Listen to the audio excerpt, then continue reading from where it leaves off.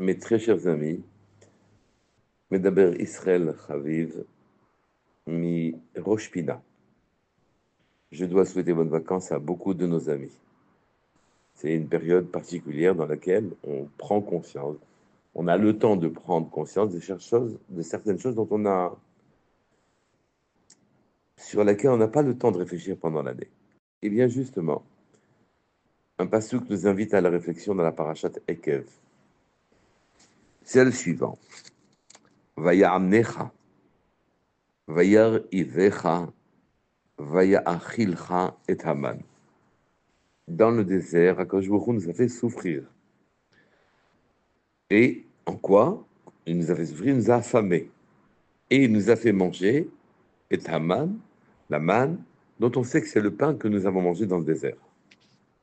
Et cette nourriture n'était pas connue. Asher lo yadata, que tu n'as pas connu, velo yad'aun avotecha, et que tes ancêtres n'ont pas connu, tes pères n'ont pas connu non plus. Et on ne voit pas le sens de cette précision. Et alors, si je ne connais pas cette nourriture, on est friand de nouveautés. Celui qui va au Japon, il goûte des spécialités cachères du Japon. Celui qui va en Russie, il goûte des spécialités de Russie. Mais dit non, personne n'a connu cette nourriture avant.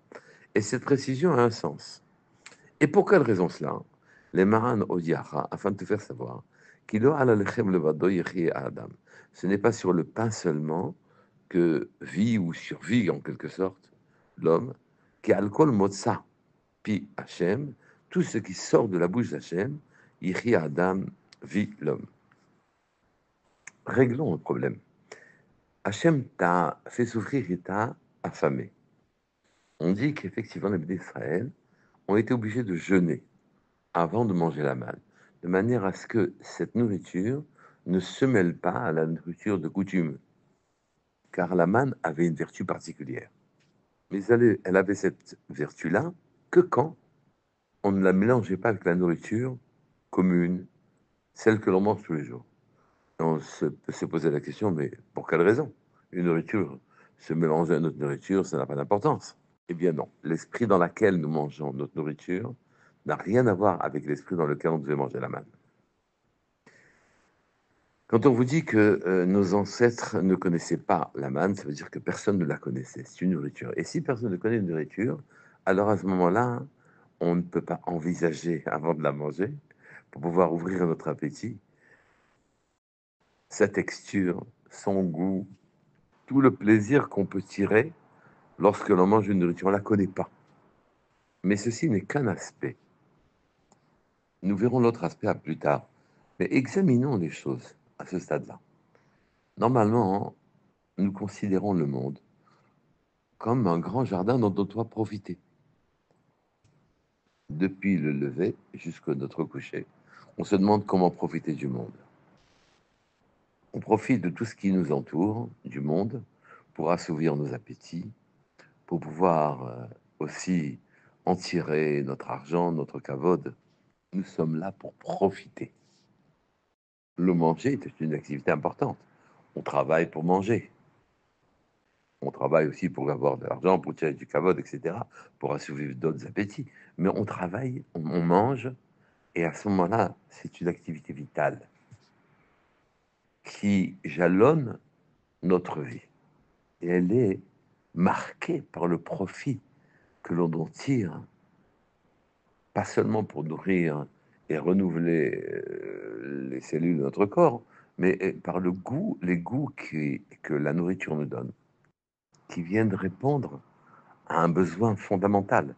Le goût définit un besoin et on s'empare de la nourriture pour pouvoir assouvir ce besoin.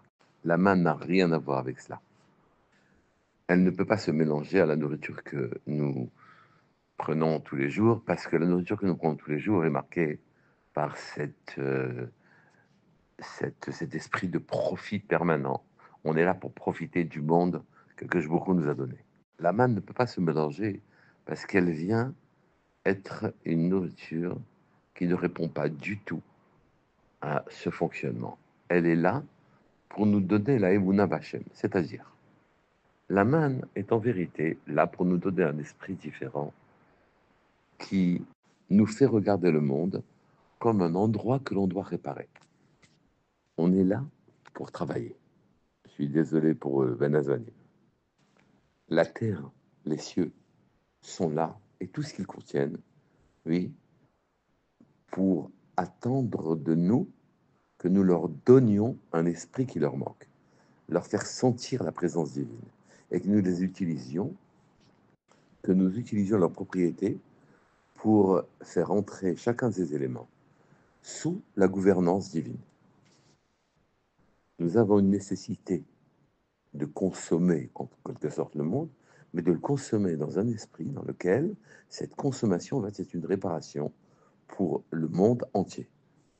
Les fruits et légumes vont être consommés avec une bracha préalable, une bénédiction qui souligne la présence divine. Une bracha sophite, à la fin aussi. On bénit celui qui a créé le monde. Et la nature entière en est en quelque sorte vivifiée. Chaque feuille, chaque fruit que l'on consomme attend cette bracha.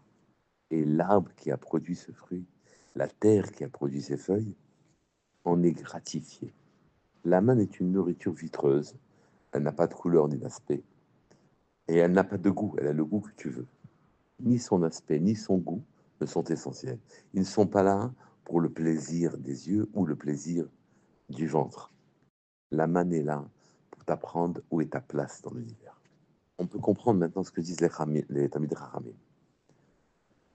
En Torah nitna el alech man. La Torah n'est donnée qu'à ceux qui mangent la manne. Vous comprenez qu'à partir du moment où on a cet esprit-là, à ce moment-là, Akadosh Baruch Hu réinvestit ou nous réinvestit d'un esprit nouveau.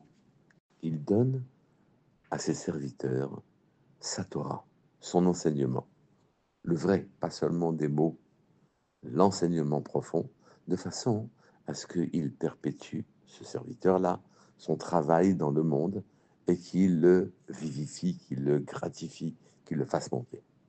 On peut comprendre aussi la suite des psukim, qui te dit juste après que simlatra le balta, mais alecha, ton habit ne s'est pas abîmé sur toi, tes pieds ne sont pas usés pendant 40 ans. Et tu sauras à ce moment-là qu'Akadosh Baruch Hu t'a fait souffrir comme un père fait souffrir son enfant pour le former, oui. Et tu iras dans le chemin d'Hachem. Et tu seras quand même rassasié, comme un homme qui a mangé de manière commune. Les psukim finissent par Ve'achalta savarta uvrachta et Hashem Elokecha. Et tu vas manger et tu vas être rassasié. Les appétits qu'Akadosh Baruch Hu a mis en toi pour que tu consommes le monde comme tu dois le consommer, à ce moment-là, ne t'empêcheront pas d'avoir le sentiment de satiété. On peut maintenant aussi comprendre la fin du pasouk.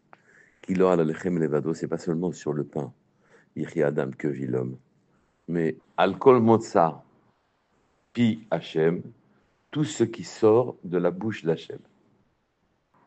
L'homme vit.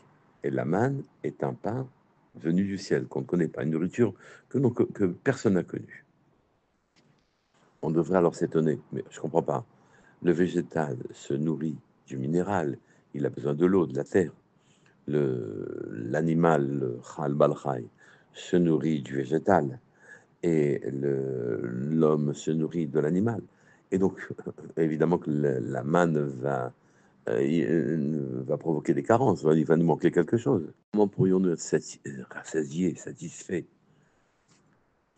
Personne n'a encore mangé de ce pain-là.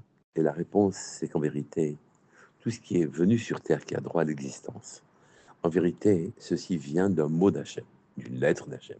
Quand Akadosh Baruch Hu prononçait les 10 mamorot, les paroles qui ont créé le monde, ces paroles ont créé des natures, ont créé dans la nature des choses très différentes. Chacune a des propriétés et une superficie. Jusqu'à présent, nous ne consommions que la superficie. Nous ne savions pas trouver les lettres d'Hachem dans les nourritures que nous prenons. Nous nous contentions que de l'echem levado, du pain seulement, sa superficie. Mais maintenant, au travers de cette nourriture, nous devons reconnaître la présence divine. Nous devons retrouver toutes les étincelles qu'il a mis, ces lettres qu'il a mis dans chacun des fruits que nous consommons, chaque chose que nous consommons. Tout ce qui est sorti de la bouche d'Hachem, les paroles qui ont donné toutes les propriétés de chacune des nourritures que l'on consomme. Ceci est un exercice. Évidemment que nous n'avons pas conscience immédiatement des lettres qu'Hachem a mis dans les fruits que nous consommons. Seulement, que beaucoup nous demandent d'avoir l'intention de limiter notre focalisation à celle que nous avons d'habitude, c'est-à-dire de ne consommer que le pain, que la superficie de l'aliment, que ce qui nous offre superficiellement, mais d'essayer, avec la bracha dans ses kavanotes au début et à la fin, d'essayer aussi avec notre intention, seulement de penser à la lettre, aux étincelles qu'Hachem a mis dans la nourriture que l'on consomme, pardon, jusqu'au moment où notre nourriture aura un tout autre goût, un goût spirituel. Shabbat shalom et voir, kol tov.